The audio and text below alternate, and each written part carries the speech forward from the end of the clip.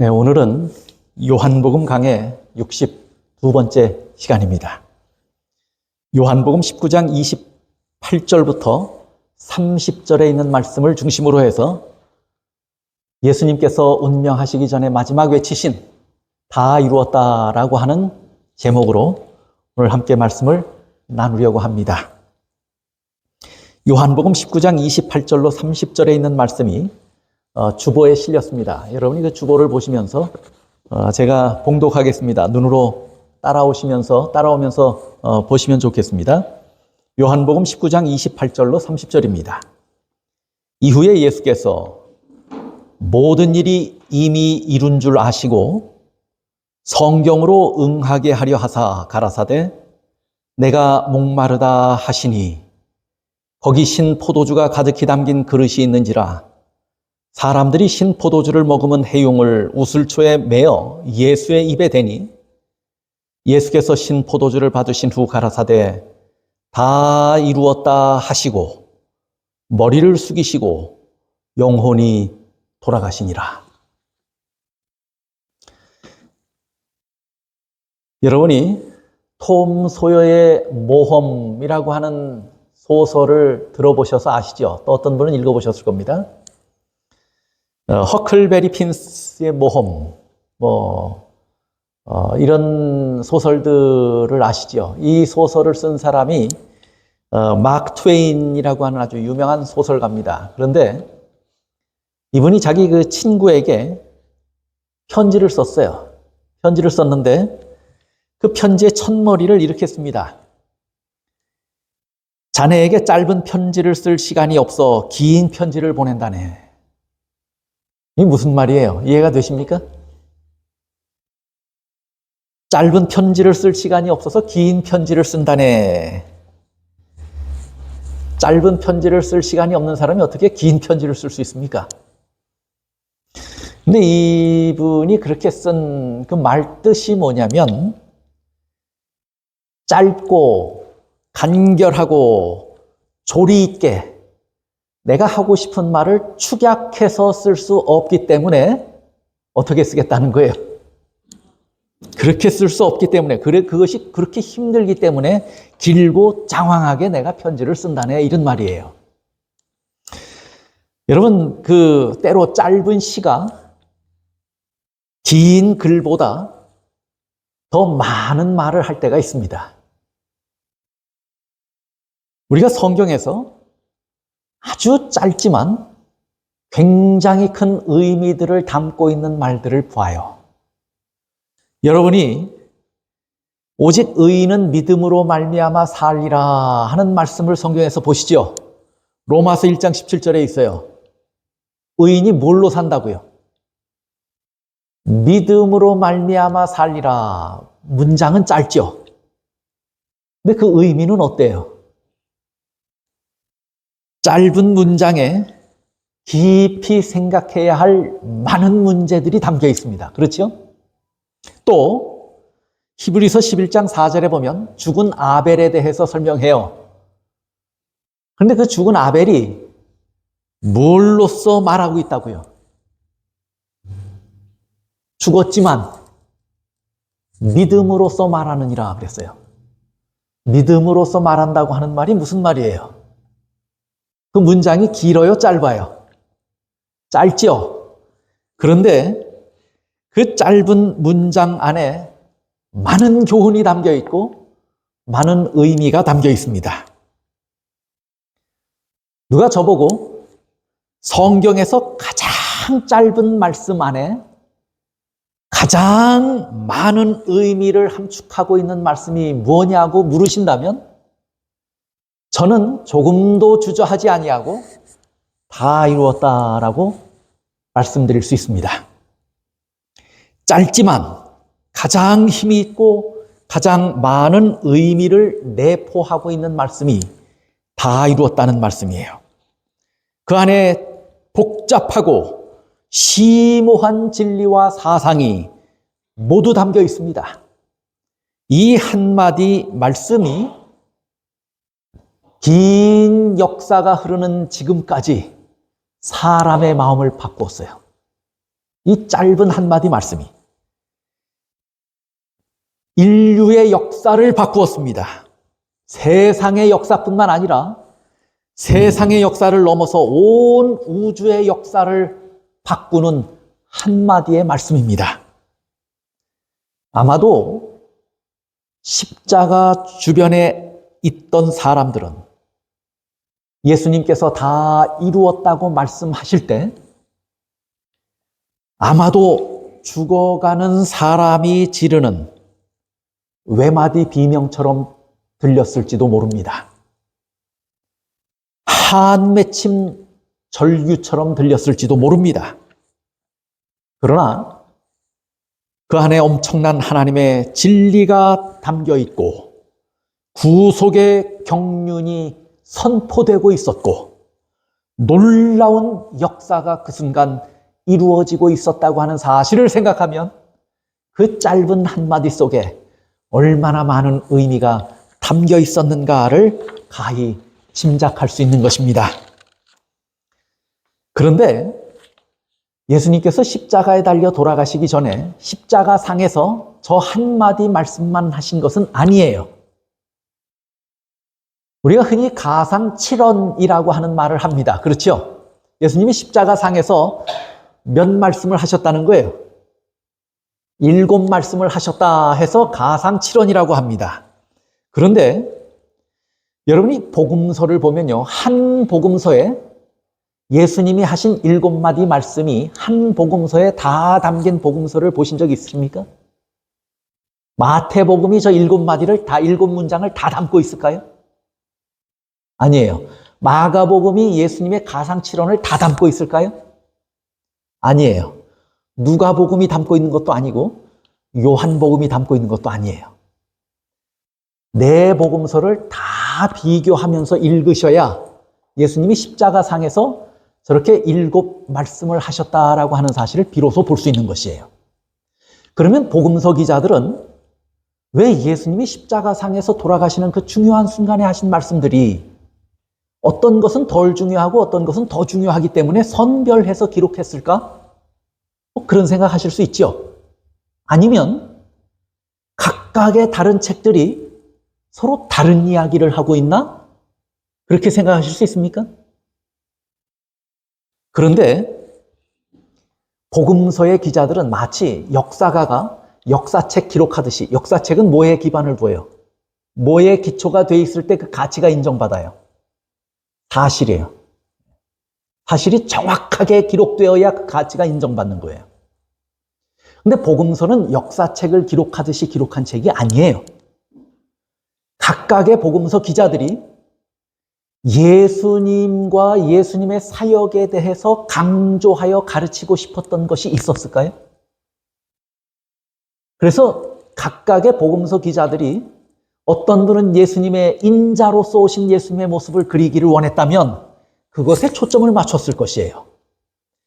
요한은 예수님은 하나님의 아들인데 그 하나님의 아들, 신성이셨던 그 하나님의 아들이 뭐가 되셨다는 걸 가르친 거예요? 인간이 되셨다고 하는 사실을 가르친 거예요. 그러면 요한은 뭐에 초점을 맞춰서 기록했을까요? 자기가 전하려고 하는 사상에 초점을 맞춰서 기록했고 그것이 하나님의 뜻과 조화를 이루었기 때문에 성령께서 뭐 하신 거예요? 감동시키셔서 그렇게 기록하게 한 거예요. 그러면 각각의 기자들이 초점이 맞춰져 있는 게 같아요, 달라요? 조금씩 달라요. 그래서 자기의 초점에 맞추어서 강조하고 가르치고자 하는 말씀들을 선택해서 기록한 거예요.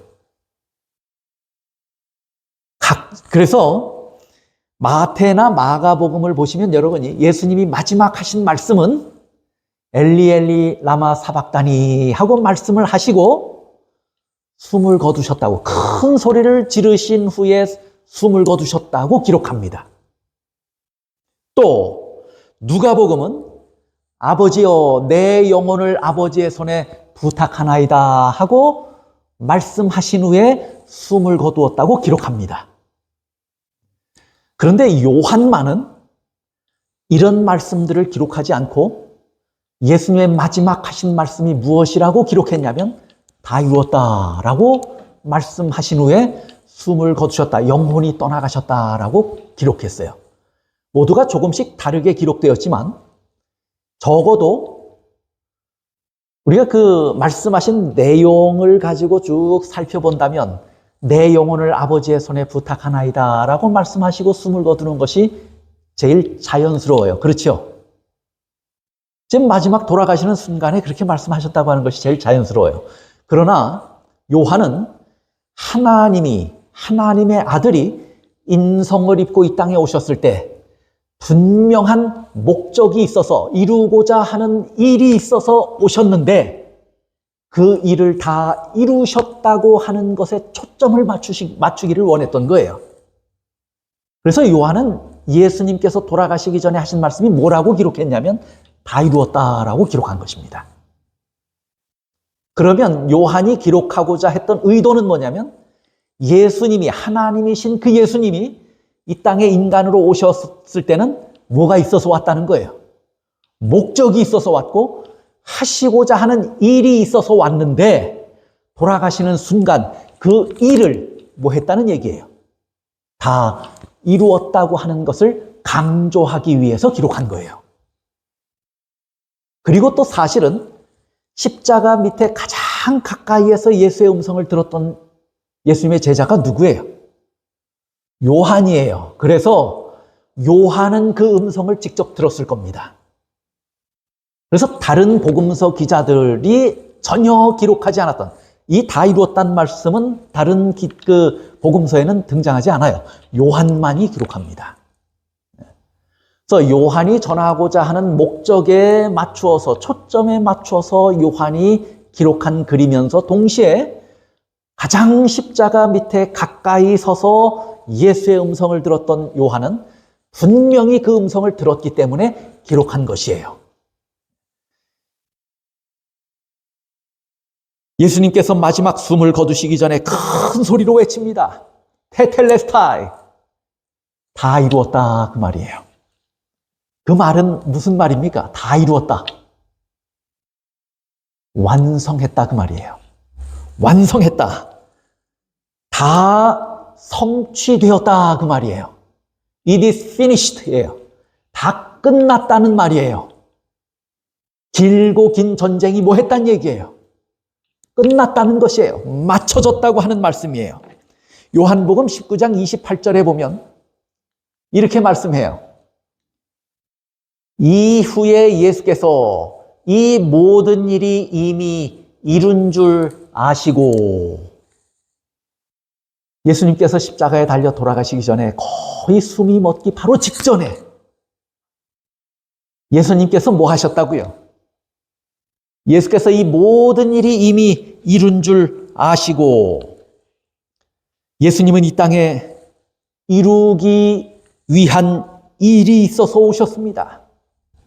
그 목적을 달성하시고 그 일을 완성하셨다고 말씀하셨습니다.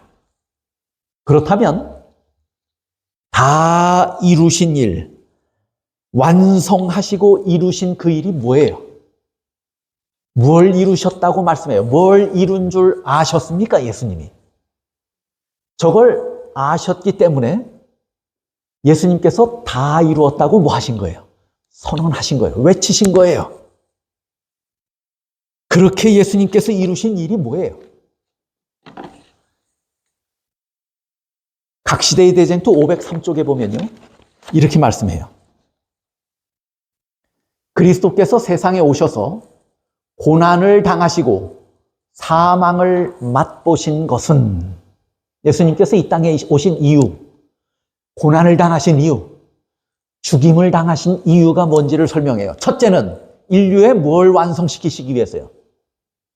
구속을 완성하기 위해서 예수님은 이 땅에 오셨고 고난을 당하셨고 죽으셨다는 거예요. 그러면 예수님이 내가 이룬 것을 아시고 다 이루었다라고 외치셨을 때 예수님께서 완성하신 일이 뭐예요?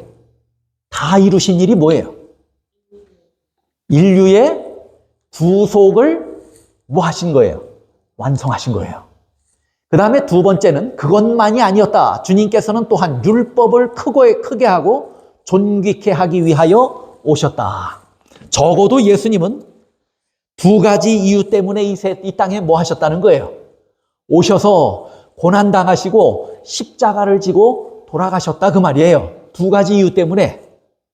첫째는 무슨 이유예요? 인류의 구속을 완성시키시기 위해서 그렇게 하셨다는 것이고, 둘째는 뭐예요? 이유가 율법을 크게 하고 존귀케 하기 위하여 오셨다 그랬어요. 두 가지의 목적을 예수님께서는 이루시기 위해서 오셨는데, 예수님께서 십자가상에서 다 이룬 줄 아셨을 때 뭘 이룬 걸 아신 거예요? 이 두 가지 사실을 이룬 것을 아신 거예요. 그리고 다 이루었다고 외치셨을 때 뭘 이루신 거예요? 뭘 완성시키시고 뭘 이루시고 뭘 끝마치신 거예요? 인류의 구속을 완성하신 것이고, 하나님의 율법을 크게 하고 존귀케 하는 일을 완성시키셨다 그 말이에요. 우리가 한 가지 좀 살펴보려고 합니다. 다 이루었다는 말씀의 이 두 가지 의미를 분명히 내포하고 있다고 하는 사실을 염두에 두시기를 바랍니다. 그 첫 번째 이유예요. 인류의 구속을 위하여 이 땅에 오셨고, 이 땅에 오셔서 인류의 구속을 완성시키셨다 그랬어요. 각 시대의 대쟁 때. 그런데 어떻게 완성시키셨냐면, 이걸 완성시키시기 위해서, 이 일을 끝마치시기 위해서 치루어야 할 값이 있었습니까? 치루어야 할 값이 있었고 충족시켜야 할 조건이 있었습니까? 있었어요. 그 두 가지를 예수님께서 뭐 하셨다는 얘기예요? 다 이루셨다, 다 치루셨다 그 말이에요. 완전한 값이 지불되었다 그 말이에요. 마태복음 20장 28절에 이렇게 말합니다. 인자가 온 것은 섬김을 받으려 함이 아니라 도리어 섬기려 하고, 인자가 온 것은 자기 목숨을 많은 사람의 뭘로 주기 위해서요? 대속물로 주려 함이라 그랬어요. 예수님이 이 땅에 오셔서 이루시기를 원하셨던 것이 뭐라고요? 많은 사람을 구속하기 위해서 자기 목숨을 뭐 하기 위해서 오셨다고요? 대속물로 주고 대속하기 위해서 오셨다라고 말해요. 갈라디아서 3장 13절이에요. 그리스도께서 우리를 위하여 저주를 받은 바 되사 율법의 저주에서 우리를 뭐 하셨다고요? 속량하셨다고 말합니다. 이 말은 뭐냐면 속전이 뭐 됐다는 얘기예요. 지불되었다 그 말이에요. 빚을 대신 갚아주었다 그 말이에요. 노예가 자유함을 얻기 위해서는 돈을 빌리고 갚지 못해서 그 자신이나 자신의 자녀들이 노예가 되었다면 노예로부터 해방될 수 있는 유일한 길이 있어요. 그게 뭐예요? 자기가 그 값을 지불하든지, 아니면 그것이 되지 않으면 누군가 대신해서 그 값을 지불하면 이 사람은 뭐 될 수 있어요? 자유함을 얻을 수 있는 거예요. 속전이 지불되면 돼요. 그러면 자유할 수 있어요. 죄의 노예로, 사망의 노예로 팔렸던 우리가 그것으로부터 자유함을 얻으려면 누군가 그 죄 값을 대신 뭐 해야 돼요? 지불해야 돼요. 그래서 예수님께서 이 땅에 오시고 십자가를 지시고 고난을 당하신 이유가 뭐 하기 위해서 그렇게 하셨다는 거예요? 대속하고 속량하고 속전을 대신 지불하신 후에 우리에게 자유함을 주기 위하여 그렇게 하셨다라고 말씀하고 있는 것이에요. 그러므로 더 이상 우리는 죄의 종이에요, 아니에요? 예수님이 그 일을 다 이루셨다면 우리는 더 이상 죄의 종입니까, 아닙니까? 아니에요. 또 사람의 종이에요, 아니에요? 사람의 종도 아니에요. 또 사탄 마귀의 종입니까, 아닙니까? 아니에요. 그 전에는 누구의 종이었어요? 죄의 종이었고 마귀의 종이었어요. 죄의 값은 뭐였어요? 사망이었어요. 죄의 종으로 마귀의 종으로 살 때 우리는 죽을 수밖에 없는 운명에 있었어요. 그 죽음을 예수님께서 대신 죽으심으로 속량하시고 대속물이 되심으로 속전을 치루셨다고 말씀합니다. 고린도전서 6장 20절입니다. 그러므로 우리가 어떻게 됐다고요? 값으로 산 것이 되었다 하고 말해요. 예수님께서 값을 지불하고 사셔서 이제는 우리는 예수님의 생명, 피값으로 그것이 속전으로 지불되어서 우리가 뭐 됐다고요? 마귀의 종이었고 사망의 종이었고 죄의 종이었던 우리가 누구의 종이 됐다는 거예요?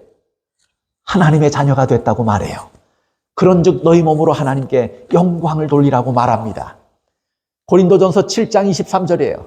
너희는 값으로 사신 것이니 사람들의 종이 되지 말라. 누구의 종이 되라는 거예요? 예수님의 종이 되라고 말씀해요.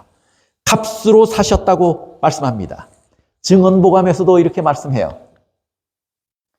1권 231쪽입니다. 그러므로 그날 다 이루었다는 예수님의 말씀이에요. 다 이루었다는 복된 말씀이 발하여졌을 때 인간의 구속을 위한 대가가 뭐 됐다고요? 지불되었다. 각시대의 대쟁투에서도 이렇게 설명합니다. 구주께서는 당신의 생명을 버리시고 다 이루었다고 부르짖으시면서 운명하심으로써 구속의 경륜을 완전히 성취하셨다. 에덴 동산에서 범죄한 부부에게 허락된 구속의 약속은 이제 뭐가 됐다고요? 확증이 되었다 하고 말씀합니다. 그래서 사도 바울, 이 사실을 분명히 깨달은 사도 바울이 뭐라고 고백하는 줄 아십니까?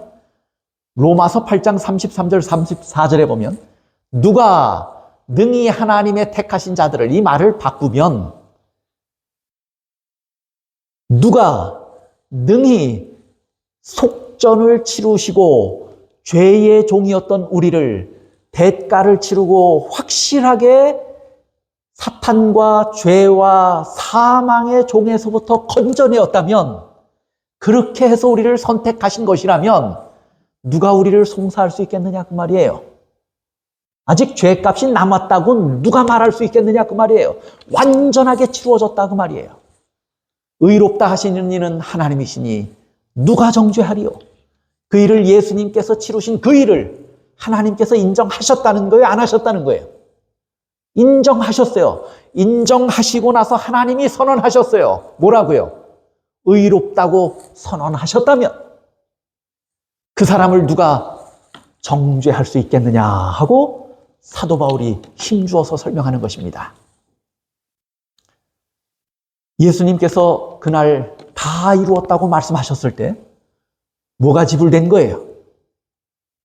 죄값이 완전하게, 완벽하게 지불되었다고 말씀하고 있는 것입니다. 그 다음에 다 이루었다라고 하는 말씀 안에 인류의 구속을 완성시키셨다고 하는 말씀인데 어떤 방법으로 됐는가? 값이 지불됨으로 다 이루어졌고, 인류 구속 사업이. 그 다음에 그렇게 하시는 동안에 뭐가 충족됐어요?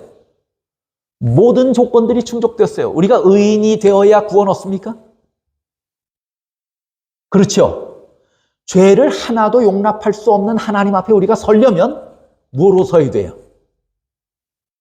의인으로 서야 돼요. 하나님과 우리 사이에 가로막혔던 담이 있었습니까? 가로막힌 담을 넘어서 하나님께 나가려면 뭐가 허물어져야 돼요?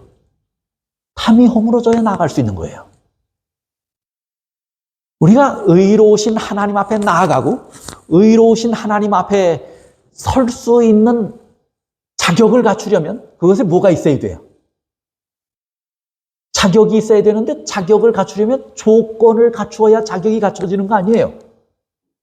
근데 그 조건을 예수님이 뭐 하셨다는 거예요? 우리의 죄를 단지 용서하셨을 뿐만 아니라 우리의 죄를 대신 걸머지고 돌아가셨을 뿐만 아니라 우리가 의인으로 하나님 앞에 담대하게 서서 의인으로 구원받을 수 있는 모든 조건이 어떻게 됐다는 거예요? 충족되었다고 말하는 것이에요. 그것까지 다 이루어졌을 때 예수님이 뭐라고 선언하신 거예요? 다 이루었다고 선언한 것입니다. 로마서 3장 24절 보십시오. 그리스도 예수 안에 있는 구속으로 말미암아 예수님이 십자가를 대신 짊어지시고 값을 치름으로 말미암아, 그 말이에요. 값을 치름으로 말미암아 하나님의 은혜로 값없이 뭐함을 얻은 자가 됐어요.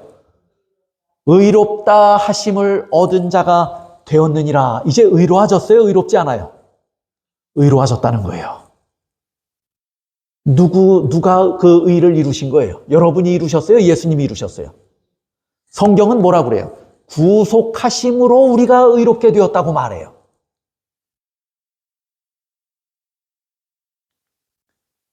로마서 3장 26절이에요. 곧 이때에 자기의 의로우심을 나타내사 자기도 의로우시며 또한 예수 믿는 자를 의롭다 하려 하심이니라. 뭘 통해서요? 십자가에 달려 돌아가시는 그 일을 통해서, 그 구속하시는 역사를 통해서 우리를 의롭다 하셨다고, 의로움을 이루셨다고 성경은 분명하게 선언합니다. 그 다음에 요한일서 2장 2절에 보면 저는 우리 죄를 위한 화목 제물이니 우리만 위할 뿐 아니요 온 세상의 죄를 위하심이라. 예수님이 우리 죄를 지고 돌아가심으로 하나님과 우리 사이에 멀어졌던 그 관계가 어떻게 됐다는 거예요? 화목하게 되었다 그 말이에요. 우리가 하나님 앞에 감히 나갈 수 없는 존재였어요. 그 앞에 가로막힌 담이 있었어요. 화목 제물이 되셨을 때 그 막힌 담이 어떻게 됐다는 얘기예요? 무너졌다는 얘기예요. 허물어졌다는 얘기예요. 이제 우리가 하나님 앞에 나갈 수 있게 됐습니까? 우리가 하나님 앞에 의로운 자로 설 수 있게 됐습니까? 의로운 자로 설 수 있게 되었고 그 다음에 하나님 앞에 나갈 수 있게 되었습니다. 자격은 충족된 것입니다. 조건이 이루어진 것입니다. 예수님께서 다 이루셨다고 말씀하신 것은 짧은 그 한마디 속에 예수님께서 이루신 것이 무엇인가를 성경은 참 많이 그 의미를 설명하고 있어요. 설교와 강연 210쪽에 이렇게 설명해요. 십자가에 달리셔서 그분은 외치셨다. 다 이루었다. 그분은 우리를 위해 그분의 사업을 다 이루셨다. 그분은 우리 죄를 위해 뭘 하셨다고요? 화목 제물이 되셨으며 그분을 믿는 믿음을 통해 우리가 뭐해질 수 있도록 하셨어요? 정결해질 수 있도록 하셨다 하고 말합니다. 예수님은 우리 죄를 대속하시고 화목 제물이 되심으로 하나님과 우리 사이에 막힌 담을 허시고 우리를 하나님께 가까이 나아갈 수 있게 하셨으며 그냥 나가면 죄 없으신 하나님 앞에 우리가 죄인으로 나가면 우리가 살아요, 죽어요? 죽을 수밖에 없어요. 의인의 모습으로 나가야 되는데 그것까지 예수님께서 다 이루셨다고 말씀하는 것이에요. 1829년 펜실베니아의 조지 윌슨이라고 하는 사람이 자기의 친구하고 함께 집 우편을 배달하러 온 집배원을 상대로 그를 죽이고 그의 소지품을 다 빼앗아 갔어요. 그러면 살인죄의 무슨 죄예요? 강도죄예요. 그렇죠. 강도살인이에요. 그가 가진 것을 다 빼앗기 위해서 뭐 한 거예요? 죽인 거죠. 강도살인이에요. 그래서 1829년이에요. 있었던 사건이에요. 그것이 발각되어서 두 사람은 체포됐고 그 다음에 재판정에 섰습니다. 두 사람이 다 교수형을 선고받았습니다. 그런데 그 이듬해 1830년에 조지 윌슨이라고 하는 사람의 친구, 공범이었던 그 친구는 교수형이 집행됩니다. 그런데 무슨 일이 있어서인지는 모르지만 이 조지 윌슨은 오히려 주범이었음에도 불구하고 교수형, 사형이 집행되지 않았어요. 사형이 집행되지 않고 시간이 좀 지연되는 그 순간에 이 사람에게 아주 힘이 있는 친구가 있었어요. 그 사람이 마을 사람들을 일일이 설득해서 당시의 대통령이었던 앤드루스 잭슨 대통령에게 탄원서를 제출합니다. 그런데 대통령이 그 탄원서를 쭉 읽어보고 난 후에 사면장을 씁니다. 기적이 일어난 거예요. 사면장을 써서 그것이 집행관들에게 전해지면 조지 윌슨은 이제 뭐 하지 않아도 돼요. 죽지 않아도 되죠. 그런데 사면장이 처형 예정일 한 달 전에 이 대통령이 서명을 하고 그것을 교도소에 보냈어요. 그런데 교도소에 수감되어서 교수형에 처해질 날을 기다리고 있던 이 조지 윌슨이요. 사면장이 전달되었다고 하는 소식을 들었으면 기뻐해야 하는데 그 소식을 듣고 뭐라고 말하냐면 나는 이 사면장을 거절하겠습니다 하고 말해요. 교도소에서는 이상한 일이 벌어진 거예요. 그런 일은 있을 수도 없는 일이고 그 다음에 그런 일은 한 번도 일어난 적이 없는 일을 교도소에서는 지금 경험하고 있는 겁니다. 사면장이 송달되어서 책상 위에 있는데 그러면 사면해야 되는데 정작 그 범인은 죄인은 뭘 거절해요? 사면장을 거절하고 있는 것이에요. 어떻게 해야 될지 몰라서 이것을 집행해야 하는 교도소장이 자기 임의로 할 수 없잖아요. 그렇죠? 풀어주자니 안 나가겠다고 그러고 또 대통령이 서명했는데 죽일 수도 없는 것이고 그래서 대법원에 이 일을 어떻게 했으면 좋겠습니까? 하고 대법원에다 이 문제를 위탁합니다. 근데 당시의 대법원장이 이렇게 판결해요. 그 글 그대로예요. 대통령의 사면은 은혜의 행위였다.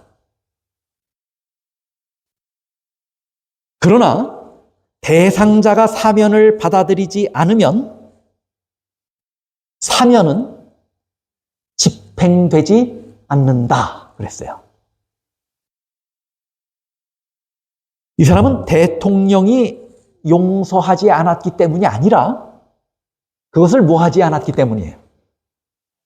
받아들이지 않았기 때문에 교수형에 처해지게 된 것입니다. 그래서 실제 역사는 대통령이 사면장에 서명했음에도 불구하고 조지 윌슨은 교수형에 처해집니다. 예수님께서 십자가에서 죄로 멸망당할 우리를 대신하여 죽으셨습니다.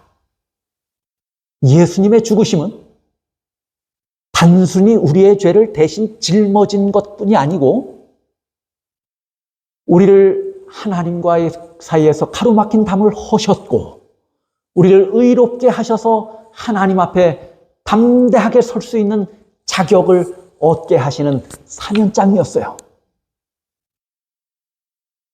죄 사함을 얻고 구원 얻게 된 사면장입니다. 그럼에도 불구하고 마치 조지 윌슨처럼 우리가 그 사면장을 거절한다면 우리도 어떻게 될 수 있는 거예요? 예수님께서 십자가에서 다 이루셨다고 말씀하셔도 우리는 우리의 죄값을 치를 수밖에 없게 되는 것입니다. 누구든지 모든 조건이 충족되었다고 하는 사실을 믿으시기 바랍니다. 누구든지 이것을 믿고 회개하고 예수님 앞에 나오면 예수님께서 이루신 모든 일이 오늘 내 것이 되는 것입니다. 이 사실을 굳게 믿으시기 바랍니다. 그 다음에 예수님께서 이루신 두 번째 일이 있어요. 아까 각시대의 대쟁투, 여러분 주보에도 제가 실었습니다. 각시대의 대쟁투에 첫째는 인류의 구속을 완성시키시기 위해서 오셨다 그랬죠. 또 두 번째는 무엇 때문에 오셨다고 그랬어요? 율법을 크게 하고 존귀하게 하기 위해서 오셨다 그랬죠. 보세요. 각시대의 대쟁투 503쪽에 인류의 구속을 완성하기 위해서 오셨고 율법을 크게 하고 존귀케 하기 위하여 오셨다. 그러면 예수님께서 다 이루셨다고 말씀하셨을 때 뭘 이루신 거예요? 첫째는 인류를 대속하는 일이 이루어졌고 둘째는 뭐가 이루어진 거예요? 율법을 크게 하고 존귀케 하는 일이 이루어진 거예요. 그래요, 안 그래요? 분명해요. 로마서 8장 1절에 보면 그러므로 이제 그리스도 예수 안에 있는 자에게는 결코 정죄함이 없나니. 대속으로 말미암아서 이제 정죄 받게 됐어요? 안 받아도 돼요? 안 받아도 되죠? 정죄할 수 없어요. 정죄함이 없어요. 그러므로 뭐라고 설명하는지 아세요? 율법이 육신으로 말미암아 연약하여 할 수 없는 그것을 하나님은 하시나니 곧 죄를 인하여 자기 아들을 죄 있는 육신의 모양으로 보내어 육신의 죄를 정하사 육신을 쫓지 않고 그 영을 쫓아 행하는 우리에게 뭘 이루어지게 했다는 거예요. 율법의 요구를 이루어지게 하려 하심이라 하고 말씀해요. 마태는 이 사실을 뭐라고 기록했는지 아십니까? 마태복음 5장 17절에 내가 율법이나 선지자나 폐하러 온 줄로 생각지 말라. 예수님이 오신 목적을 지금 설명하잖아요. 예수님이 오신 목적이 뭐예요? 폐하러 온 것이 아니고 율법을 뭐하러 오셨다는 거예요? 완전하게 하기 위해서 오셨다 그 말이에요. 예수님이 오신 목적은. 그러면 예수님이 오신 목적을 십자가상에서 다 이루었다라고 선언하신 건데 그 예수님의 선언은 무엇을 담고 있냐면 율법이 뭐 됐다는 얘기예요. 완전하게 됐다 그 말이에요. 율법이 완전하게 됐다. 이 말의 의미가 뭘까요?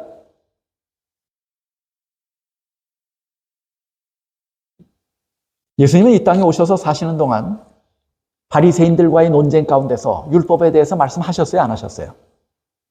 말씀하셨죠?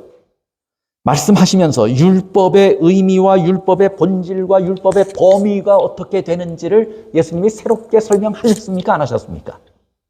그런 의미에서 율법이 더 점점 못된 거예요. 예수님의 음성을 통해서 완성되고 완전해 가고 있었어요. 그렇죠?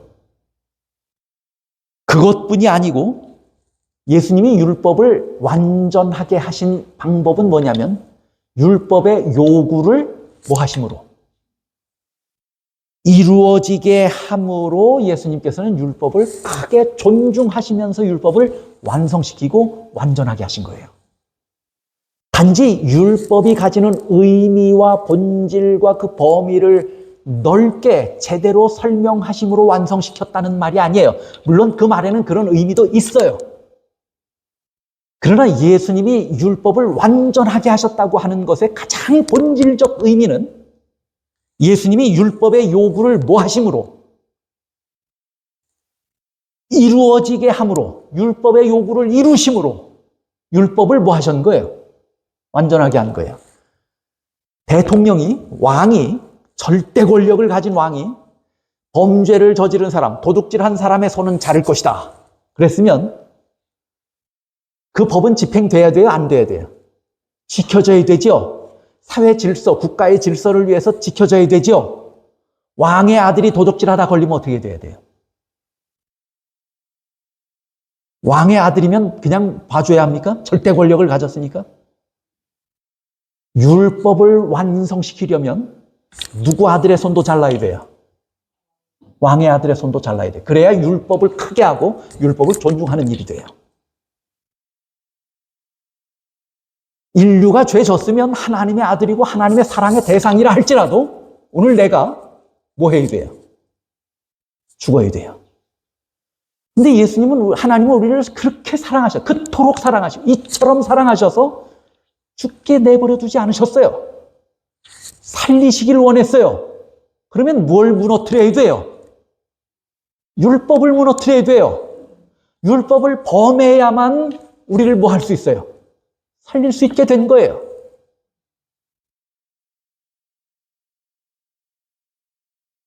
그래서 예수님이 율법을 완전케 하셨다는 말은 율법의 요구가 죄진 사람의 죄를 정죄하여 사형 언도를 내리고 죽게 해야 함에도 불구하고 우리를 그토록 사랑하신 하나님께서 우리를 살리시기 위해서 우리는 살리고 율법의 요구를 따라서 누굴 죽게 하셨다는 얘기예요. 예수님을 죽게 하셨다는 거예요. 그렇게 함으로 우리도 살리고 우리에게 하나님의 사랑을 나타내시고 증거하셨을 뿐만 아니라 율법의 요구도 뭐 하신 거예요? 완성시키신 거예요. 충족하신 거예요. 율법을 그런 의미에서 뭐하게 하기 위해서 오신 거예요. 예수님은 완전케 하기 위해서 오신 거예요. 시대의 소망 763쪽 보세요. 율법을 폐기할 수 있다면 범죄는 영원히 계속될 것이며, 율법이 없으면 범죄가 있어요, 없어요? 범죄도 정의가 될 수 없으니까 그냥 죄도 죄인 줄 모르고 하는 거예요. 예. 이 세상은 그러면 누구의 지배하에 있는 거예요? 사탄의 지배하에 있는 거예요. 율법은 결코 변함이 없으며 인류는 그 교훈을 순종함으로써만 구원을 받을 수 있기 때문에 예수께서 십자가에 달리셨던 것이다. 율법을 범하면 살아요, 죽어요? 죽어요. 율법이 죄로 정하면 죄의 값은 뭐예요? 사망이에요. 죽는 거예요. 율법을 순종함으로써만 구원 얻을 수 있는 거예요. 그런데 우리에게는 그럴 힘과 그런 능력이 없었어요. 그래서 예수님께서 십자가에 달리심으로 율법의 요구를 충족시키시고 우리를 뭐 하셨다는 얘기예요? 살리셨다고 말합니다. 계속해서 이야기해요. 이번엔 부조와 선지자 70쪽입니다. 율법이 변경될 수 있었더라면, 그것이 쉽기로는 제일 쉬운 방법 아니에요? 사람은 그리스도의 희생이 없이도 구원받을 수 있었을 것이다. 그렇죠? 죄 졌어도 쟤 구원할래. 그러면 되는 거예요. 그분 절대 능력을 가지고 계시니까. 절대 권력을 가지고 계시니까.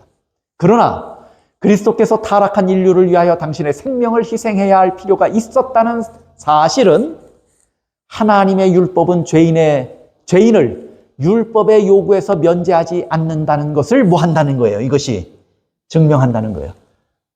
반증한다는 거예요. 율법은 그렇게 무시당하거나 없어지거나 폐하여질 수 있는 것입니까? 없는 것이에요.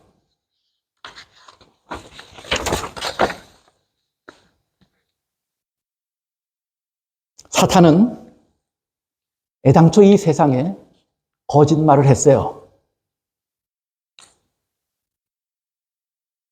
율법이라고 하는 것은 사람이 순종할 수 있다고요, 없다고요? 애당초 율법은, 하나님의 율법은 너무도 그 수준이 높은 것이어서 사람이 절대로 순종할 수 없는 것이라고 가르쳤어요. 오늘날에도 율법에 순종하고자 하는 마음이 별로 없는 사람들은 이렇게 생각할까요, 안 할까요? 이렇게 주장할까요, 안 할까요? 그 사탄의 음성인 것을 기억하십시오. 세상을 향하여 거짓말한 사탄의 음성이에요. 만약에 율법이 순종할 수 있는 것이 아닌 범주에 있는 것이었다면, 애당초 아담과 하와가 지은 죄는 누구 책임이에요? 아담과 하와의 책임이에요? 하나님 책임이에요? 그렇게 되면 하나님 책임이 돼요. 이 일에 대하여 사탄은 모든 책임을 누구에게 돌리길 원했던 거예요? 하나님께 돌리길 원했던 거예요. 그래서 사탄은 거짓말해요. 순종이 불가한 것이므로 그 책임이 하나님께 있다라고 거짓말했어요. 또 순종이 불가한 것이므로 뭐 해야 된다고요? 패해져야 한다라고 가르친 거예요. 둘 중에 하나만 먹혀 들어가도 사탄은 큰 유익을 얻어요. 율법이 패하면, 그래서 죄를 죄라고 말할 수 없으면 사탄도 죄인이라고 말할 수 있어요, 없어요? 없게 되는 거예요. 책임이 하나님께 있는 것이라면 사탄에게 죄책이 있어요, 없어요? 사탄에게조차 죄책이 없어지는 거예요. 그래서 사탄은 이 두 가지 거짓말을 세상에 뿌려온 거예요. 하나님은 율법을 폐함으로, 변경함으로 우리를 구원하실 수 있었다면 굳이 예수님이 십자가를 지실 이유도 없었고 가장 쉬운 방법으로 우리를 구해낼 수 있었어요. 그러나 그렇게 되면 누구의 거짓말이 사실이 돼요? 사탄의 거짓말이 사실이 되고 온 인류는 사탄의 노예로 영원히 살 수밖에 없게 되는 것이에요. 그렇게 해서 하나님은 율법을 뭐 하지 않으셨어요? 무시하지도 않으셨고 율법이 패했다고 말씀하지 않으시고 오히려 율법의 요구를 따라서 뭐 하셨어요? 죽으셨어요. 그렇게 함으로 율법을 존귀하게 여겼습니까? 율법을 높이셨습니까? 율법을 크게 하셨습니까? 예수님이 다 이루었다고 선언하신 그 말씀 이면에는, 그 말씀의 의미에는 예수님이 그렇게 하심으로 율법도 존중받을 수 있게 되었고 패하지 않고 율법이 지켜질 수 있었다고 하는 사실을 선언하신 것입니다. 계속해서 말씀해요. 시대의 소망 762쪽. 그리스도께서 당신의 생애와 죽음을 통하여 하나님의 공의는 그분의 자비를 손상시키지 않을 뿐 아니라 죄는 용서받을 수 있고 하나님의 율법은 의로우며 온전히 순종할 수 있다는 사실을 뭐 했다고요? 입증하셨다고요. 하나님의 율법이 잘못된 게 아닌 것을 입증하셨어요. 또 하나 뭘 입증하셨어요? 율법은 의롭다고 하는 사실을 입증하셨고 율법은 뭐 할 수 있다는 사실을 입증하신 거예요. 순종할 수 있다는 사실을 입증하셨어요. 연약한 육신을 입고 오신 예수님이 이 땅에 계시면서 하나님의 율법에 순종했어요, 안 했어요? 했어요. 그의 신적 능력을 통해서 행하신 것입니까? 인성을 입은 예수님이 하신 것입니까? 인성을 입은 예수님으로 하신 거예요. 그러면 오늘 우리도 하나님의 율법에 순종할 수 있다고 하는 사실을 증명하신 거예요? 입증하신 거예요. 그의 삶으로 입증하셨고 그의 죽음으로 율법은 의로워진 것이에요. 그래서 시편 85편 10절은 뭐라고 노래하는지 아십니까? 다윗이 긍휼과 진리가 같이 만나고 의와 화평이 서로 입맞추었으며. 그게 쉬워요, 어려워요? 자비를 베풀려면 흔히 뭐가 무너져요? 자비를 베풀려면 정의가 무너질 수가 있어요. 의가 무너져요. 공의가 무너져요. 공의를 세우려면 뭐 할 수 없게 될 때가 종종 있어요. 자비를 베풀 수 없게 될 때가 종종 있어요. 두 가지를 함께 행한다는 것은 힘들고 어려운 일이에요. 어쩌면 이 세상에서는 불가능할지도 몰라요. 그러나 예수님께서 하신 일은 뭐라는 거예요? 긍휼과 진리가 만나게 돼 예수님의 십자가를 통해서 십자가 위에서 다 이루었다고 말씀하셨을 때 저 일이 이루어진 것이었어요. 긍휼과 진리가 만났고 의와 화평이 입맞추는 일이 일어났어요. 이 일이 이루어진 것을 예수님께서 뭐라고 선언하신 거예요? 다 이루었다고 말씀하신 거예요. 의도 세우셨고 율법을 크게 하고 존중하게 하고 이루심으로 율법의 요구를 이루심으로 의도 이루셨고 무엇도 이루셨어요? 인류의 죄를 대속하시고 인류를 구속하시는 자비도 이루어졌어요. 두 가지 사실이 입맞춘 곳이 어디예요? 십자가예요. 예수님께서 다 이루었다고 말씀하셨을 때 저 두 가지 사실이, 두 가지 일이 확실하게 다 한꺼번에 이루어진 것입니다. 그러므로 죄송합니다. 그러므로 시대의 소망 762쪽에서 이렇게 설명해요. 율법은 의, 즉 의로운 생애, 완전한 품성을 요구하지만 인류는 그 요구에 미칠 수 없다. 이게 아주 정직한 고백이에요. 그렇죠? 인류는 하나님의 거룩한 율법의 요구를 충족시킬 수 없다. 맞아요? 틀려요? 그러나 그리스도께서 인간으로서 지상에 오셔서 거룩한 생애를 사시고 완전한 품성을 개발시키셨다. 이것도 맞아요? 틀려요? 예수님께서 이 지상에 오셨을 때, 인성을 입고 오셨을 때 저렇게 하셨어요. 그리스도께서는 그것을 받고자 하는 모든 자들에게 값없이 선물로 주신다 그랬어요.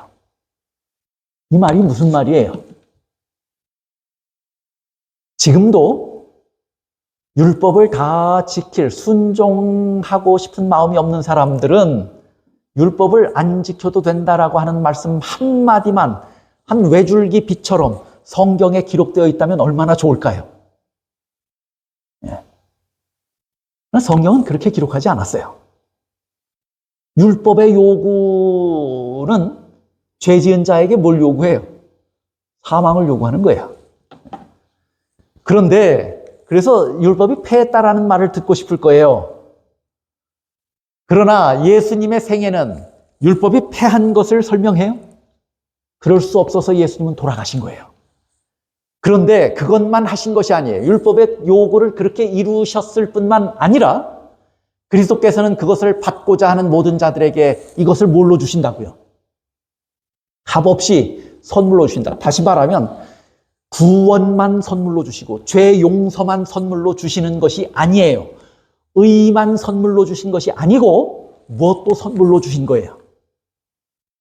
예수님께서 그렇게 하셨던 것처럼 인간으로서 지상에 오셔서 거룩한 생애를 사시고 율법에 순종하시고 품성을 개발시키며 사셨던 예수님의 그 모든 능력과 일을 누구에게도 주시겠다는 거예요. 오늘 우리에게도 선물로 주시겠다고 약속하고 있는 것이에요. 우리는 할 수 없다고 생각한 것인데 그래요.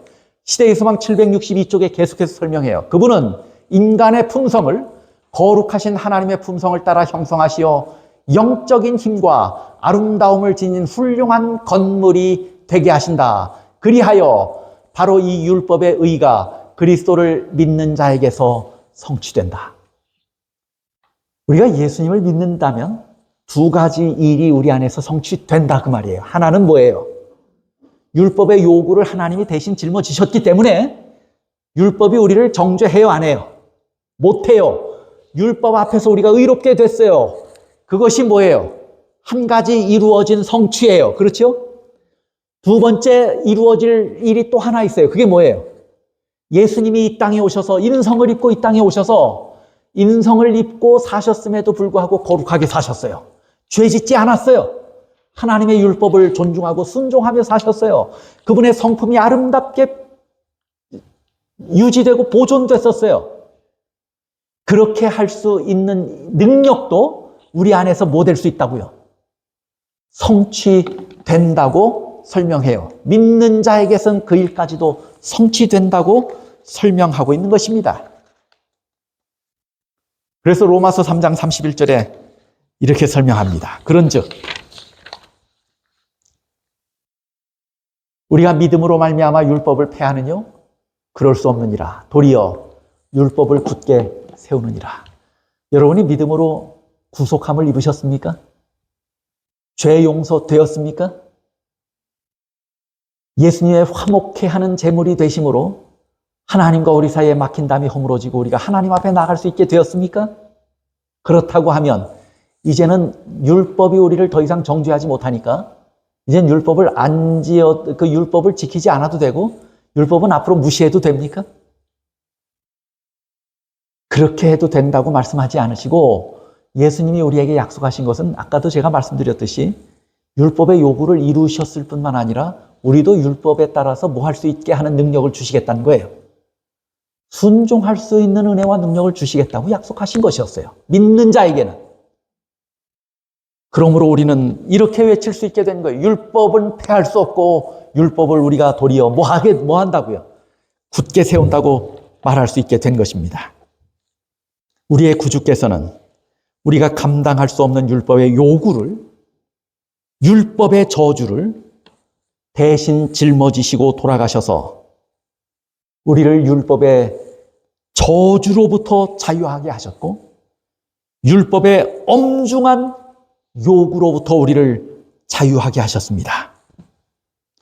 율법을 폐할 수만 있으셨더라도 주님은 십자가를 지실 필요가 없었을 것입니다. 우리를 구원하시면서도 율법을 존귀케 하시고 크게 하셨습니다. 이 일을 다 이루시고 끝내시고 완성하셨을 때 돌아가시면서 예수님은 뭐라고 외치신 거예요? 다 이루었다고 외치신 것입니다. 그럼에도 불구하고 지금도 율법은 여전히 존귀한 것입니다. 왜요? 예수님이 목숨으로 그것을 대신하여 지키셨기 때문입니다. 그것은 하나님의 품성이고 하나님의 나라를 다스리는 표준입니다. 그래서 주님은 율법에 대하여 순종의 교훈과 모본을 남기신 것입니다. 우리 주님의 대속으로 이루신 놀라운 구원을 잊지 말고 사시게 되기를 간절히 바랍니다. 주님께서 그렇게 하셨던 것처럼 주님의 고귀한 발자취를 따라서 율법을 존귀히 여기고 사랑으로 순종하며 살게 되시기를 바랍니다. 요한은 뭐라고 말씀했냐면 주님을 사랑하는 마음이 있다면 우리 안에 율법은 무거운 것이 아니로다라고 말씀했습니다. 구원하신 은혜를 깊이 깊이 묵상함으로 우리의 속 사람부터 변화되기를 바랍니다. 마음의 변화가 일어나서 하나님을 뜨겁게 사랑하게 되고 하나님의 말씀과 사랑의 율법에 조화되는 아름다운 삶을 살게 되시기를 바랍니다. 놀라운 역사가 우리 모두에게 우리 안에서 속히 이루어지게 되기를 간절히 바라면서 오늘 말씀을 마치겠습니다.